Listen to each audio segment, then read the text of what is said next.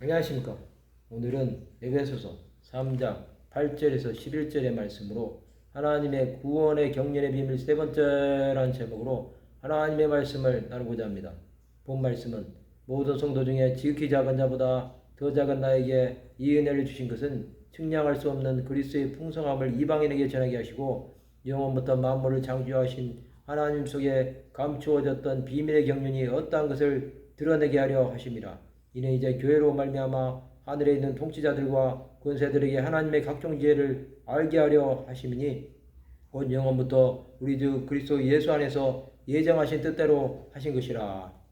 하나님께서 바울을 택하시면 그가 의로워서가 아닙니다. 그는 예수 그리스도를 박해하던 사람이었습니다. 또 예수 믿는 사람들을 잡아 가두려고 했던 사람입니다. 그는 사울이 변화되어 바울이 된 것입니다. 하나님은 그에게 은혜를 주셨습니다. 그는 자신의 연약함을 깨닫고 복음을 전한 것입니다. 그래서 측량할 수 없는 그리스도의 풍성함을 이방인에게 전하게 하신 것입니다. 그리스도는 하나님의 사랑입니다. 그를 전한다는 것은 영원부터 만물을 창조하신 하나님 속에 감춰졌던 비밀의 경륜을 깨닫게 하신 것입니다. 그는 그리스도의 영광만을 나타내는 사람이 된 것입니다. 예수 그리스도는 교회를 통치하십니다. 이는 이제 교회를 통해 하늘에 있는 권력들과 권세들에게 하나님의 무한하신 지혜를 알리시려 했습니다. 하나님의 권세는 무한하십니다. 그가 다스리시는 곳은 영원한 것입니다. 이것은 그리스도 예수 우리 주 안에서 이루신 영원부터 하나님의 영원하신 계획에 따른 것입니다. 인류의 구원은 창세전부터 예정하신 뜻대로 이루시는 것입니다. 그것을 믿는 사람들은 하나님의 구원에 참여하는 사람들이 되는 것입니다.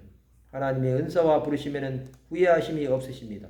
하나님은 작은 사람들을 부르셔서 하나님의 일을 맡기십니다. 하나님은 구원받아야 할 영혼들을 찾고 계십니다. 우리는 그 일에 쓰임받는 사람들이 되어야 합니다. 하나님의 이 일을 천사들에게 맡기시지 않으셨습니다. 우리는 그리스도의 몸된 교회 안에 맡겨주신 사명에 충성을 다해야 합니다. 이방인 가운데서 구원받아야 할 수많은 사람들에게 주 예수를 전해야 합니다. 하나님은 이 일이 마치는 날까지 우리를 붙들어 주실 것입니다.